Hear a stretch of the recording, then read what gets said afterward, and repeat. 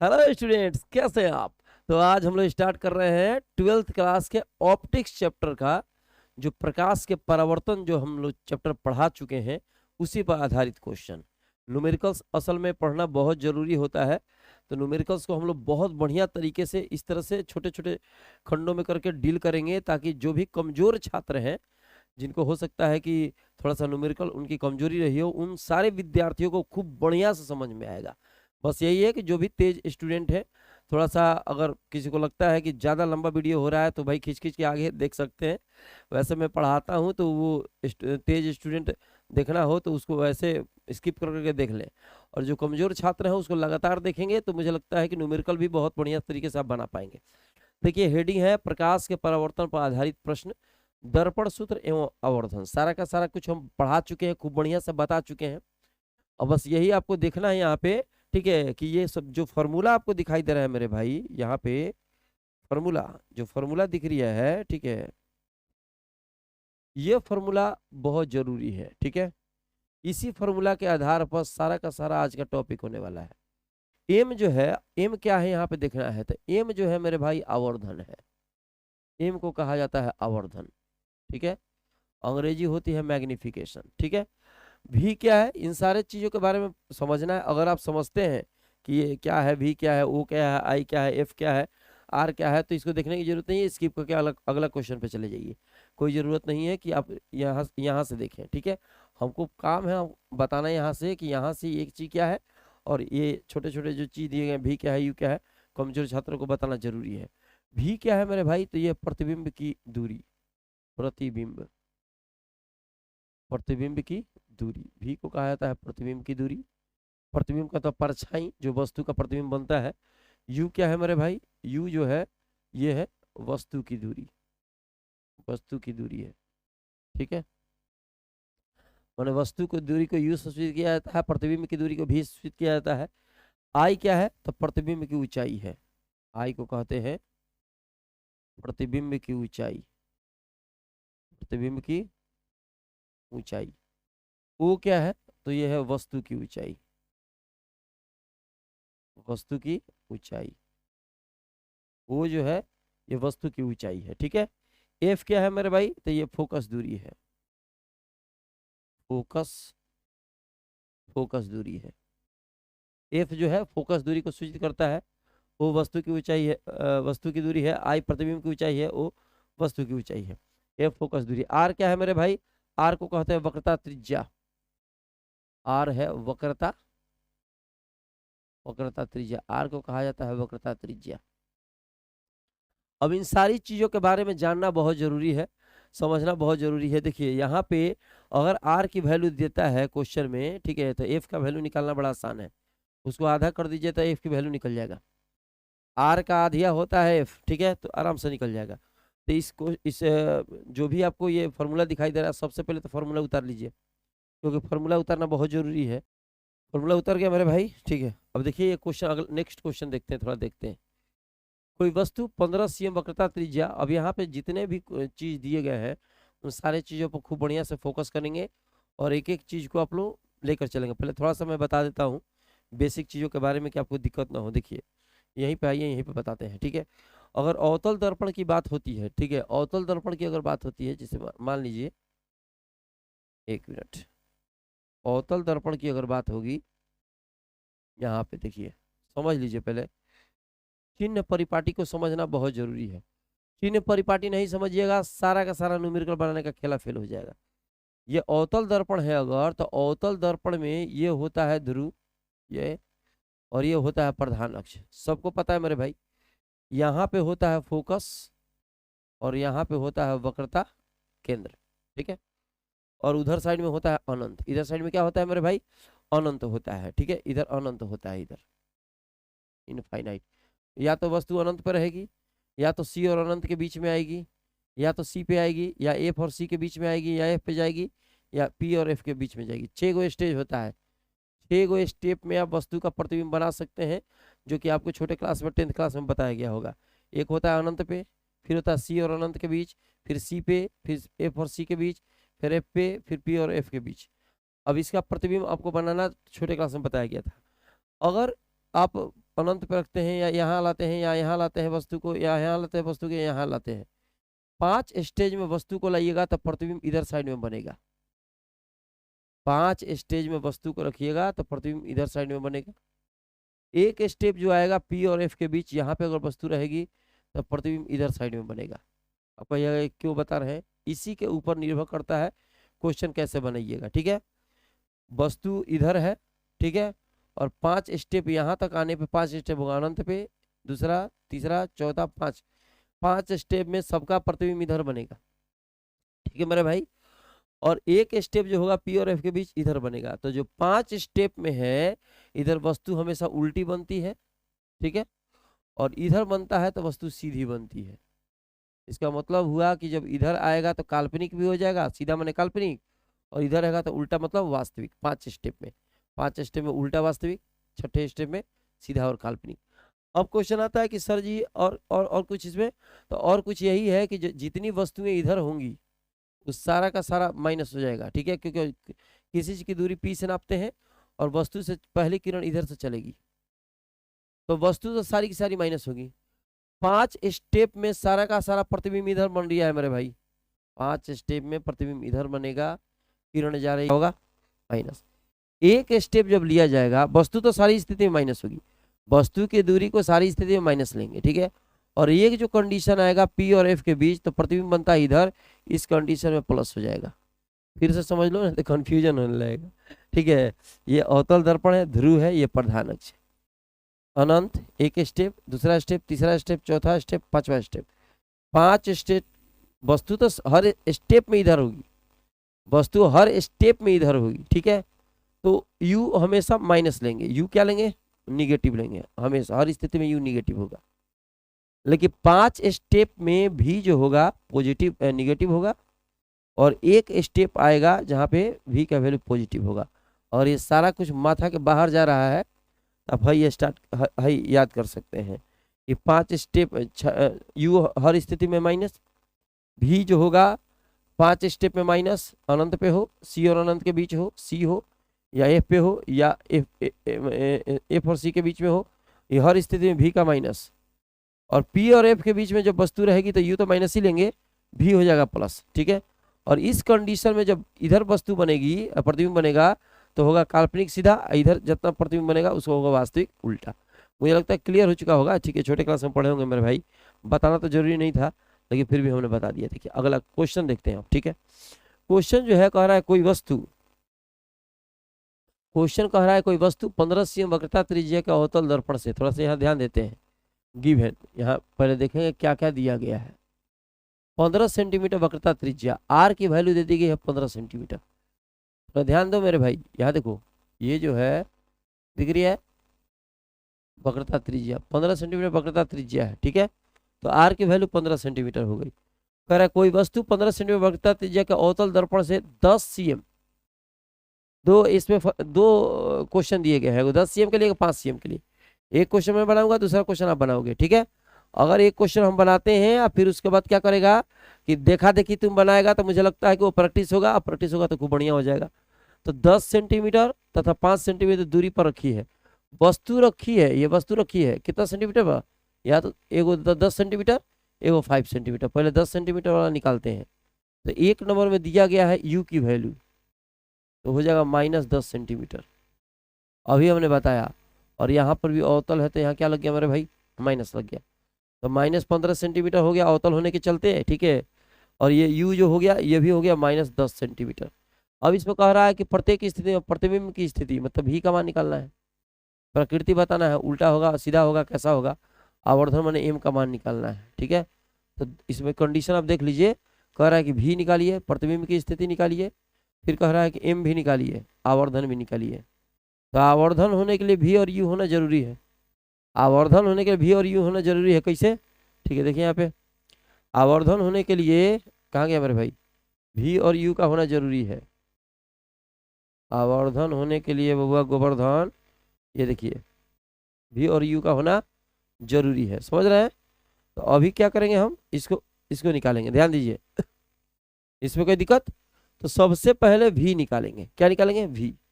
तो v निकालना होगा तो एक फार्मूला ले सकते हैं हम, कौन सा फार्मूला ले सकते हैं, देखिए सूत्र से, सूत्र क्या है मेरे भाई, सूत्र है 1/v प्लस 1/u बराबर 1/f।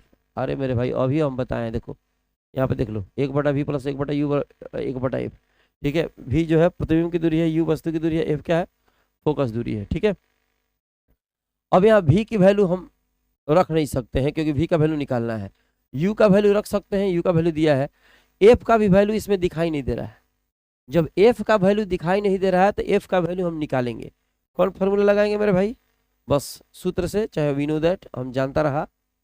क्या जानते हैं मेरे भाई, हम जानते हैं कि f इक्वल टू r/2 होता है। पता कि नहीं होता है, अभी तो बताया। अरे भाई अभी बताया, देखो इधर f इक्वल टू r/2 होता है कि नहीं है। तो यहाँ पे f इक्वल टू जब r/2 होता है तो यहाँ पे कहाँ कहाँ चला गया मेरे भैया, तो ये r की वैल्यू कितनी है -15 और 2 का हो गया 2। अब निकल सकता है खूब बढ़िया से v का वैल्यू। तो क्या करेंगे, v का वैल्यू निकालने के लिए इसको इधर भेजेंगे, 1/v equal to 1/f minus 1/u। f की वैल्यू रखते हैं, देखो f की वैल्यू कितनी है मेरे भाई, f की वैल्यू है -15/2। कितना है मेरे भाई, फटाक फटाक देखने का, तो बोका मत बनो। इधर देखो u की वैल्यू कितनी है मेरे भाई, तो u की वैल्यू कितनी है मेरे भाई, u की वैल्यू कितनी है मेरे भाई, तो u की वैल्यू है -10।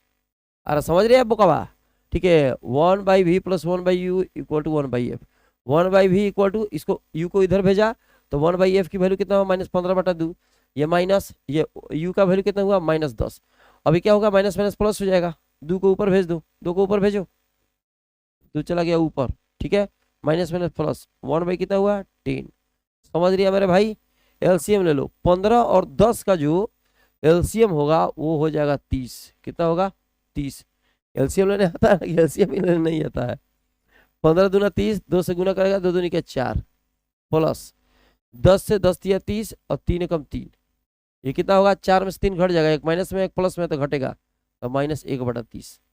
किसकी वैल्यू आ रही थी 1/v। एलएचएस में क्या चल रहा था 1/v। पलटो इसको तो हो जाएगा v इक्वल टू हो जाएगा, तो इधर भी पलटेगा -30 सेंटीमीटर। माइनस आने का अर्थ हो गया मेरे भाई, देखो माइनस आने का अर्थ क्या होगा, माइनस आने का अर्थ होगा कि सारा का सारा प्रतिबिंब इधर बन रहा है। v जो है प्रतिबिंब की दूरी है, v की दूरी है प्रतिबिंब की दूरी है, तो माइनस आने का अर्थ है कि सबका सब इधर बन रहा है। प्लस आता तो इधर बनता, अभी हम बताया प्लस आता तो इधर बनता, देखो माइनस आया तो इधर बन रहा है, तीर का निशान दिख रहा है, माइनस आया तो इधर बन रहा है, प्लस आता तो इधर बनता।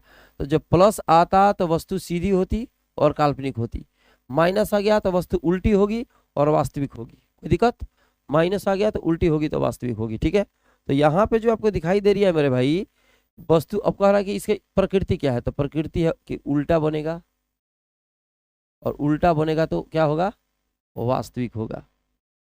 उल्टा तो वास्तविक, सीधा तो काल्पनिक। माइनस आने के चलते उल्टा हुआ और उल्टा हुआ तो वास्तविक होगा। सीधा होता प्लस आता तो सीधा होता, सीधा होता तो काल्पनिक होता। समझ रहे मेरे भाई, अभी इसका कंडीशन खत्म, ये कंडीशन खत्म, अब आवर्धन बच गया। तो बबुआ गोवर्धन देखो आवर्धन, इसलिए m इक्वल टू क्या होता है मेरे भाया, फॉर्मूला होता है -v/u। कैसे जानता है, तो इधर देखने का, -v/u m equal to -v/u। समझ रहे कि नहीं समझ रिया है, कोई को बुकवा है, कोई को बुकवा बुकवा है। तो m इक्वल टू -v/u, तो -v, माइनस का माइनस, v को, v का वैल्यू भंभोर दीजिए, v का वैल्यू कितना है मेरे भाई -30। u की वैल्यू कितनी है मेरे भाई -10। तो माइनस, ये माइनस माइनस प्लस कटकटा गया, तो आ गया आपका 3। m की वैल्यू जो आ गई 3 आ गई। मुझे लगता है क्लियर हो चुका होगा। जल्दी जल्दी इसका स्क्रीनशॉट ले लो, और स्क्रीनशॉट लेकर इसको उतार लो। अब क्या करना है आपको, घर पे बैठ के इसको बनाना है, ये वाला। जो विद्यार्थी ऑफलाइन में मेरे पास पढ़ते हैं उनको कृपया बना के लाना है। कृपया इसलिए बोल रहे हैं कि नहीं बना के लाएगा तो फटे फटे मारेंगे, समझा। अच्छा, जो डायरेक्ट इस तरफ पढ़ रहे हैं वो अपने भविष्य के लिए उनको चिंता होनी चाहिए, और घर पे बैठ के उनको इस क्वेश्चन को बनाना चाहिए। नेक्स्ट क्वेश्चन देखते हैं, ठीक है, चलिए नेक्स्ट क्वेश्चन पर ध्यान दिया जाए। ये देखिए नेक्स्ट क्वेश्चन है, मान लीजिए कि आप स्थिर कार में बैठे हैं। कैसा कार है मेरे भाई, स्थिर कार है। अब इसको क्वेश्चन को खूब बढ़िया समझेंगे। क्वेश्चन में दम है लेकिन सामने हम है, बनाएगा तो बुझेबे करेगा। अब ये नहीं हमें समझ घमंडे में बोल रहा है, घमंड वाली बात नहीं है, ठीक है। कोशिश करते हैं कि सबको समझ में आ जाए। जो भी विद्यार्थी जिनको कम समझ में आता है उनको भी कोशिश करते हैं कि समझ में आए। फिर भी दिक्कत होती है कहीं तो कमेंट करना, ठीक है। कमेंट ऐसा नहीं कि नहीं पढ़ते हैं, सारा कमेंट तो नहीं पढ़ पाता, लेकिन कुछ कुछ कमेंट आदमी पढ़ता है तो उसके बाद देखता है कि चलिए विद्यार्थी जो है किनको किसी चीज में दिक्कत है तो उसको आदमी अगले सेशन में समझा देगा। तो कह रहा है कि मान लीजिए कि आप स्थिर कार में बैठे हैं, आप 2 मीटर वक्रता त्रिज्या के पार्श्व दृश्य दर्पण में।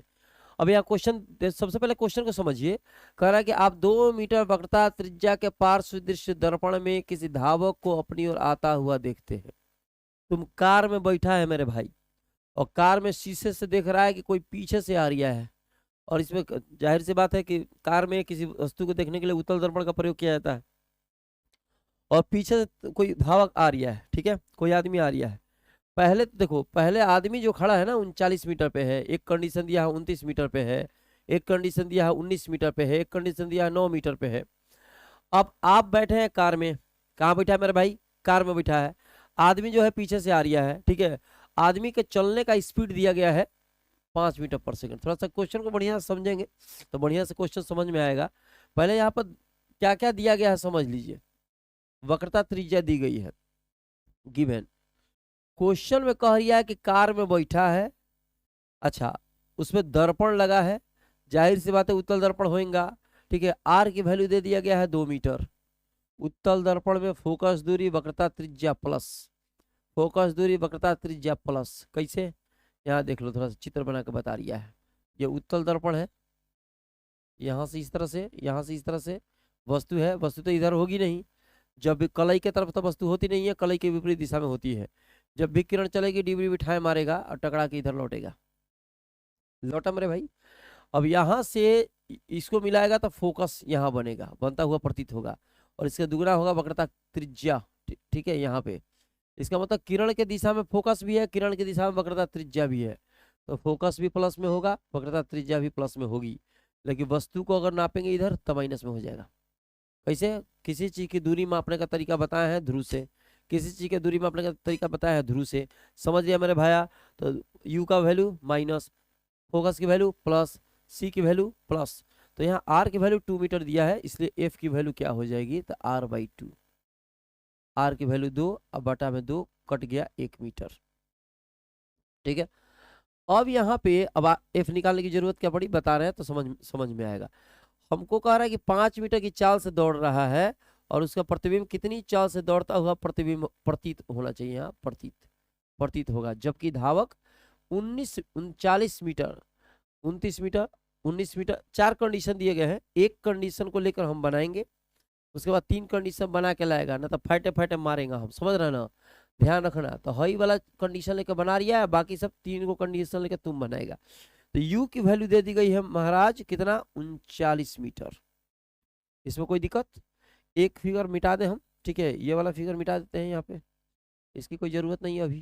ठाका चिकी ठाका चिकी ठाका चिकी ठाका चिकी ठाका चिकी, टाक टाक टाक टाक टाक टाक टाक टाक टाक टाक टाक टाक टाक टाक टाक टाक चिकी ठाक चिकी, समझ रहा है। और यहाँ पे जो कंडीशन दिया गया है उसके हिसाब से समझते हैं, यू की वैल्यू इतना है तो वी की वैल्यू निकालना है, स्थिति निकालना है। कह रहा है कि अगर क्वेश्चन को समझा जाए, कार में है आप और आदमी उधर से आ रहा है, 1 सेकंड में 5 मीटर, देखो 5 मीटर प्रति सेकंड का मतलब होता है, कहाँ गया हमने भाई, ये 1 सेकंड में 5 मीटर चल रहा है। तो कोई चीज जब आगे की तरफ इस तरह से चलेगा, इसे आगे की तरफ कोई चीज आगे बढ़ेगा, कोई चीज जब आगे बढ़ता है मेरे भाई तो एकदम गारंटी है उसका परछाई, उसका प्रतिबिंब भी आगे बढ़ता है।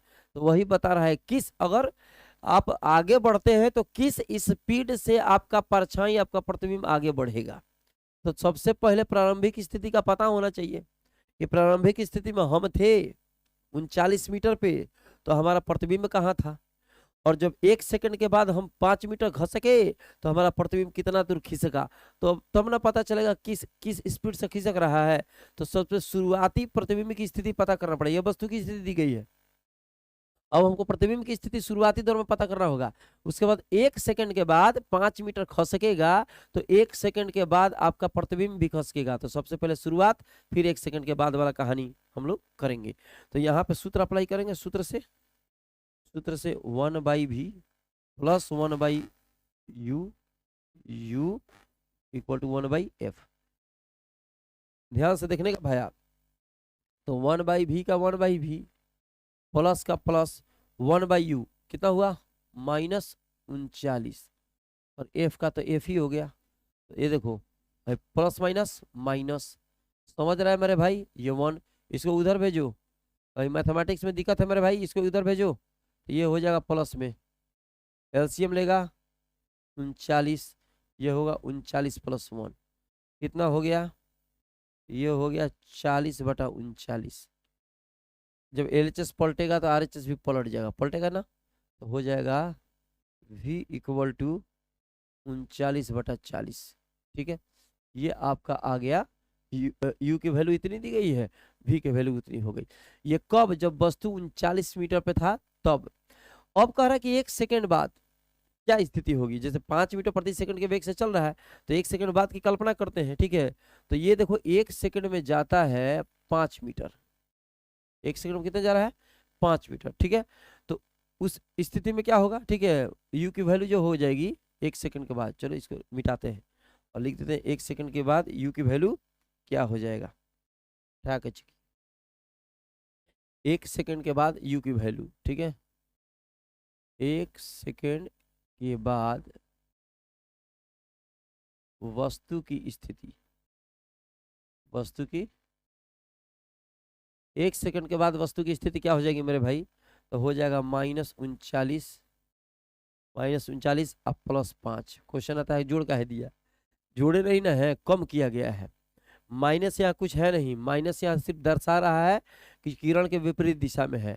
अगर माइनस कॉमन लेंगे तो क्या होगा, 39 - 5 होगा कि नहीं होगा, तो माइनस सिर्फ दर्शा रहा है कि वो किरण के विपरीत दिशा में है।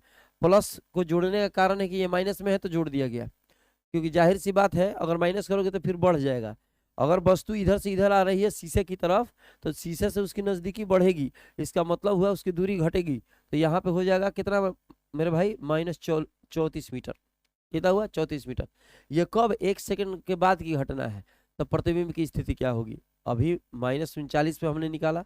ठीक है, जब शुरुआती दौर में था तो v की वैल्यू ये आ गई थी, अभी क्या है -34 मीटर पे आ गया, तो v की वैल्यू क्या होगी, इसलिए लिखेंगे सूत्र से। सूत्र क्या है मेरे भाई, अभी हमने बताया 1/v equal to 1 sorry formula Verma क्या लिख रही है, ठक चिकी ठक चिकी ठक चिकी ठक। अब यहाँ पे जो होगा 1/u इक्वल टू 1/f। ठीक है, अब क्या करेंगे, ये दिख रहा है, ठीक है, इसको इधर भेजने का, 1/v इक्वल टू क्या हो जाएगा, 1/f - 1/u। ये कुछ नहीं है ना, तो वो भी लिखने लगेगा, सोचेगा कि वो भी कुछ दिया गया है क्या मेरे भाई, ठक चिकी, वो कुछ नहीं था। ठीक है, अब ये तो समझ में आ गया मेरे भाई, f की वैल्यू वहां रखेंगे, f की वैल्यू 1 रहेगी, सॉरी f की वैल्यू वहां 1 रहेगी, और u की वैल्यू जो हो जाएगी वो हो जाएगी आपका माइनस, f की वैल्यू यहाँ 1 रहेगी और u की वैल्यू हो जाएगी -34। ठीक है, तो यहाँ पुट कर सकते हैं आप चाहे तो, जगह है, यहाँ हो जाएगा 1, ये माइनस, ये हो गया -34, ये माइनस माइनस कितना होगा प्लस, तो 1 + 1 1 मतलब 1 + 1/34। ठीक है, नेक्स्ट पेज में देख लेते हैं, 1 + 1/34। ठीक है, तो ये हो जाएगा 1/v इक्वल टू 1 + 1/34। देख लो, यहाँ पे 1/v था, तो 1 + 1/34। ठीक है, ये समझ में आ रहा है, कहीं दिक्कत। अब इसका एलसीएम ले लो, तो एलसीएम होगा 34, 34 + 1 तो हो गया 35/34। समझ रहा है कि नहीं समझ रहा है मेरे भैया, अरे भयंकर, कहीं दिक्कत। चलिए एलएचएस पलटेगा तो आरएचएस पलट जाएगा, तो हो गया v इक्वल टू 34/35। ये हो गया 1 सेकंड बाद की घटना। आप चाहो तो एक को भी मान लो, दूसरा को भी डैश मान लो, चलो मान ही लेते हैं। ठीक है, ये जो निकला आपका, यहाँ भी डैश मान लेते हैं, यहाँ भी डैश मान लो, भी डैश मानने का दिक्कत नहीं होगा, चलो भी डैश मान लिया, भी डैश मान लिया। ठीक है, कि पता चले कि भी जो है प्रारंभिक स्थिति है और भी डैश जो है 1 सेकंड के बाद की स्थिति है। ठीक है, इसको भी डैश हम कर ही देते हैं यहाँ पे, ये भी डैश हो गया, ये भी डैश हो गया। अब निकालेंगे, इसलिए वस्तु में प्रतिबिंब में हुआ विस्थापन, प्रतिबिंब में हुआ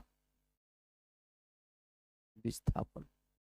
प्रतिबिंब में भी हुआ विस्थापन कितना था, प्रारंभिक स्थिति में कितना था, देखो तो 39/40 था ना। देखो यहाँ पे देखो 39/40 प्रारंभिक स्थिति थी, और बाद की स्थिति क्या हो गई 34/35।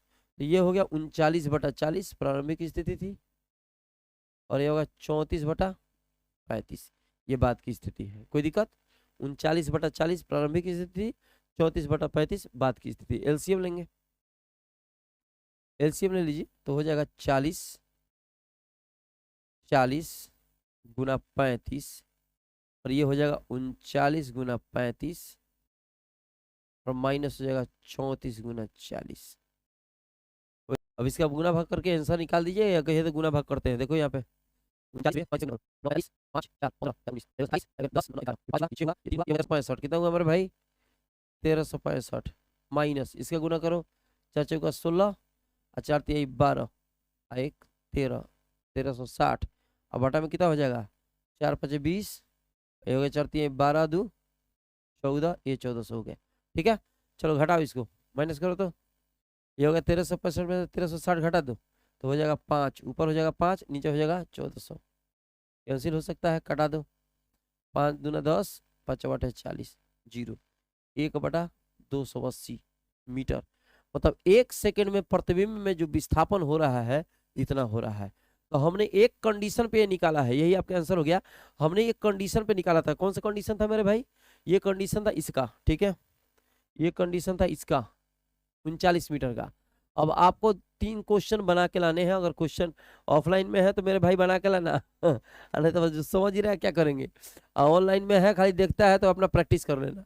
ये 29 मीटर है, फिर यहाँ पे 19 मीटर है, फिर 9 मीटर है, ये तो एनसीईआरटी का क्वेश्चन है भाई, एग्जाम्पल का। अब एग्जाम्पल का क्वेश्चन है, लेकिन वो भी क्वेश्चन बहुत सारे लोगों को समझ में नहीं आता है, इसलिए मैं बना रहा हूँ। ठीक है, अगला क्वेश्चन देखते हैं, अगला क्वेश्चन में आते हैं। ठीक है, देखिए ये क्वेश्चन को देखिए, ये क्वेश्चन क्या कह रहा है। क्वेश्चन कह रहा है कि 2.5 सीएम साइज की कोई छोटी मोमबत्ती। अब सबसे पहले ध्यान देंगे हम, ठीक है, कि यहाँ क्वेश्चन को पढ़िए।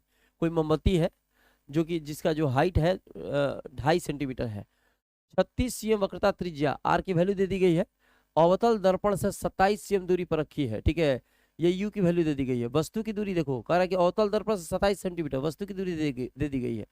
दर्पण से किसी पर्दे को कितनी दूरी पर रखा जाए कि उसका सुस्पष्ट प्रतिबिंब पर्दे पर बने। ठीक है, मतलब भी की वैल्यू निकालनी है। भी का मतलब होता है कि वस्तु की प्रतिबिंब की दूरी निकालनी है। ठीक है, तो आपको बताना पड़ेगा कि कितना दूरी पर प्रतिबिंब कितनी दूरी पर रहेगी कि स्पष्ट दिखाई दे।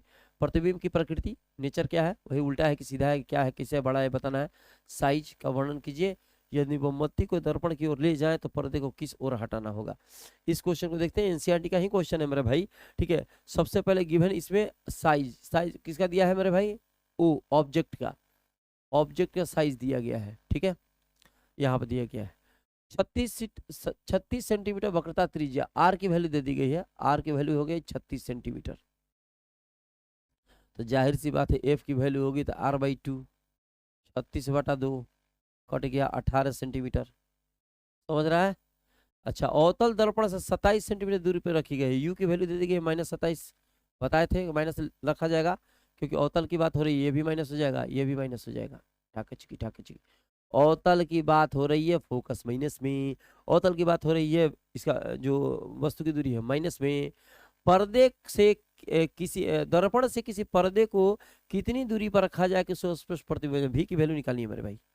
मेरे भाया कोई की वैल्यू निकालना है भी का, बस फॉर्मूला यूज करेगा, सब में बताना पड़ता है, नहीं समझेगा सूत्र से 1/v माइनस 1/यू 1/f। चलो यू को उधर ही भेज दो सीधा सीधी भेज दो। एफ का वैल्यू बताओ 1/18, ठीक है, ये हो जाएगा माइनस में। ठीक है, यहाँ माइनस, यहाँ माइनस। ठीक है, माइनस यू की वैल्यू बता दो, यू की वैल्यू हो गई -27। समझ रहा है मेरे भाई। तो माइनस माइनस क्या होएगा, प्लस हो जाएगा, तो -18 ये हो जाएगा +27। एलसीएम ले लो, ये तो गुना भाग है, अब इसमें दांत बाएगा चिल्लाएगा तो कैसे काम चलेगा। ठीक है, चलो एलसीएम ले लो 27 का, 18 और 27 का हो जाएगा 54। तो ये होगा 18 3 54, और ये कितना होगा 27 का 27 दूना 54। ठीक है, अरे लड़का, एलसीएम लेने आता है? 18 और 27 का जो एलसीएम हो जाएगा 54 हो जाएगा। एलसीएम अपने निकालते रहना, ठीक है। और उसके बाद 18 तिया 54, 3 बार में इधर गया, और 27 दुना 54, 2 बार में इधर आया, घटेगा तो -1/54 पलटेगा, RHS पलटेगा तो V इक्वल टू होगा -54। ये हो गया सेंटीमीटर में। इसका मतलब हुआ, माइनस में आने का मतलब हुआ कि वस्तु का प्रतिबिंब जो है, ठीक है, वस्तु के तरफ ही बन रहा है। अब आपको हम चित्र बना के बता देते हैं तो समझ में आएगा। देखो, ये अवतल दर्पण है, ठीक है। यहाँ वस्तु है, मान लो यहाँ फोकस है, यहाँ है वक्रता केंद्र है। तो ये, अब वस्तु को कहाँ रखे, देखो अब वक्रता त्रिज्या कितनी है, वक्रता त्रिज्या 36 सेंटीमीटर। यहाँ से P से इसकी दूरी है 36 सेंटीमीटर। ध्यान से देखो, तो समझ में नहीं आएगा। बता रहे हैं कैसे वस्तु की तरफ बना, ठीक है। P से C की दूरी कितनी है मेरे भाई, 36 सेंटीमीटर दिया गया है, क्वेश्चन में दिया गया है। कहाँ गए, कहाँ गए, कहाँ गए, ये दे। अगर अवतल दर्पण से 27 सेंटीमीटर दूरी पर रखिए, वस्तु रखी गई 27 सेंटीमीटर पर, तो जाहिर सी बात है कि इधर ही होगा। कहने का मतलब है P से C की दूरी 36 है, अब P से F की दूरी तो 18 हो जाएगी, आधा। अब वस्तु है 27 पर, तो वस्तु है 27 पर, तो ना C के उधर भी नहीं जा सकता है, क्योंकि C के ऊपर उधर जाएगा तो 36 से बढ़ जाएगा, F के इधर आएगा तो 18 से घट जाएगा, तो इसके बीच में होगा कहीं ना कहीं वस्तु, होगी नहीं होगा, इसके बीच में कहीं ना कहीं वस्तु होगी। अच्छा, उसके बाद V की वैल्यू कितनी आ गई है, V की वैल्यू आ गई है 54 सेंटीमीटर। इसका मतलब हुआ, मैं अभी माइनस में, अगर प्लस में आता तो इधर बनता, किरण के दिशा में, पहली किरण इधर जाएगी किरण की दिशा में, ठीक है। और किरण की दिशा में होगा तो प्लस, लेकिन आ रहा है माइनस, इसका मतलब कि किरण के विपरीत दिशा में जाना पड़ेगा। तो 54, तो 54 जाएगा 36 के उस पार, इधर साइड में, इधर साइड में बनेगा। अरे बुकवा, इधर से इधर आएगा तो प्लस में आएगा, इधर से इधर जाएगा तो माइनस, नहीं माइनस लिखा गया है। तो P से इधर की दूरी हो जाएगी 54 सेंटीमीटर। कितनी हो जाएगी, 54 सेंटीमीटर। अब यहाँ पे कह रहा है कि वस्तु कैसा बनेगा, तो जाहिर सी बात है, जितना इधर अवतल में वस्तु का प्रतिबिंब बनता है सब उल्टा होता है, वास्तविक होता है। हिन्ने से हिन्ने बनेगा, सीधा होगा, काल्पनिक होगा। हिन्ने से हिन्ने बनेगा, उल्टा होगा तो वास्तविक होगा। तो इसकी प्रकृति जो है, एक तो उल्टा है और दूसरा क्या है, वास्तविक है। फिर इसका कह रहा है कि कितना बड़ा है, साइज बताइए, ठीक है। उल्टा वास्तविक तो समझ गया मेरे भाई कि उल्टा है और वास्तविक है, तो कह रहा है कि अब साइज बताइए। तो साइज निकालने के लिए आपको एक चीज पर ध्यान देना होगा, ठीक है। किस चीज पर ध्यान देना होगा, थोड़ा सा इस चित्र को मिटा दे, हम इस चित्र को मिटा दे, यहाँ बना के दिखाएंगे अभी। इसको मिटा देते हैं, टक चिकी टक चिकी टक चिकी टक टक टक टक टक, मिट जा मिट जा, जल्दी मिट जा। इसमें आप लोग को अभी बताएंगे तो समझ में आ जाएगा, खूब बढ़िया समझ में आएगा, ठीक है। अब यहाँ थोड़ा ध्यान दो, देखिए V की वैल्यू निकल गई। अब यहाँ पर ये क्वेश्चन देखो, साइज का वर्णन कीजिए। अब प्रतिबिंब का साइज बताना है हमको, बच्चे की साइज बताना है प्रतिबिंब का। तो फिर सूत्र से हम जानते हैं, कि क्या जानते हैं भाई, कि M बराबर होता है I/O इक्वल टू -V/U, होता है। पढ़ा चुके हैं, प्रूव भी करा चुके हैं। तो I/O को यहीं रहने दीजिए। I की वैल्यू कितनी है, I की वैल्यू दिया गया है क्या, नहीं दिया गया है। अच्छा, O की वैल्यू कितनी है, दिया गया है 2.5, यहाँ पर रख दिया, बराबर का बराबर, माइनस का माइनस। V की वैल्यू कितनी दी गई है, -54। U की वैल्यू कितनी दी गई है मेरे भाई, -27। समझ रहा है मेरे भाई, कोई दिक्कत, माइनस माइनस प्लस, 27 का 27, 27 दूना 54, तिरछा तिरछी गुना करेगा, I इक्वल टू हो जाएगा, ठीक है, ये हो जाएगा 2.5 से 2 में गुना करेगा तब 5 हो जाएगा, 5 सेंटीमीटर। अब माइनस में आया, ठीक है। इसका मतलब हुआ कि वस्तु कितना है, 2.5 सेंटीमीटर का, अब प्रतिबिंब हो गया 5 सेंटीमीटर का। जाहिर सी बात है, वस्तु के दुगुना है, वस्तु के दुगुना प्रतिबिंब की ऊंचाई हो गया। ये वस्तु है और इसका सेम दुगुना हो गया प्रतिबिंब की ऊंचाई, क्योंकि 5 सेंटीमीटर है। अब क्वेश्चन आता है माइनस में है सर, तो माइनस क्या दिखा रहा है, तो बता चुके हैं श्रीमान कि अगर इस तरह से प्रतिबिंब बना है, अक्ष के ऊपर है कोई चीज तो प्लस लेंगे, अक्ष के नीचे है तो माइनस लेंगे। तो ये जो चित्र बन रहा है वो अक्ष के नीचे बन रहा है, इसीलिए यहाँ पे I का मान माइनस में आया है। I का मान प्लस में आता तो चित्र जो बनता वो अक्ष के ऊपर होता। मुझे लगता है ये क्लियर हो चुका होगा, ठीक है। अब इसमें थोड़ा सा और कुछ क्वेश्चन कह रहा है, थोड़ा सा इसको भी देख लेते हैं। यहाँ लिखा है, यदि मोमबत्ती को दर्पण की ओर ले जाए तो, मोमबत्ती को, कहाँ गया मेरे भाई, यहाँ पे है, मोमबत्ती को, ठीक है, दर्पण की ओर लेकर जाए यहाँ पे, ठीक है। तो पर्दे को किस ओर हटाना पड़ेगा ताकि उसका प्रतिबिंब बने। तो अगर आप लोग हो सकता है पढ़े कि नहीं पढ़े बता रहे हैं, रुक जाइए, ठीक है। सब 10th क्लास में है मेरे भाई। अगर यहाँ पे जब दर्पण रहता है, देख लो पहले ध्यान से, यहाँ पे दर्पण रहता है, अगर जब वस्तु अनंत पे रहती है तो उसका प्रतिबिंब बनता है फोकस पे। जब वस्तु को हम यहाँ पे लाते हैं, कहाँ पे, सी और अनंत के बीच, तो प्रतिबिंब आता है। मैंने पहले अनंत पे था तो वस्तु प्रतिबिंब बना यहाँ पे, फिर यहाँ पे आया तो प्रतिबिंब बनेगा यहाँ पे, जब यहाँ पे आएगा तो प्रतिबिंब बनेगा यहीं पे। जब मैंने जैसे जैसे वस्तु दर्पण के निकट आएगी प्रतिबिंब उसका उधर उल्टा भागेगा, एक कंडीशन को छोड़कर, जब P और F के मध्य हो तब। ध्यान से सुनो ये क्या बता रहे हैं।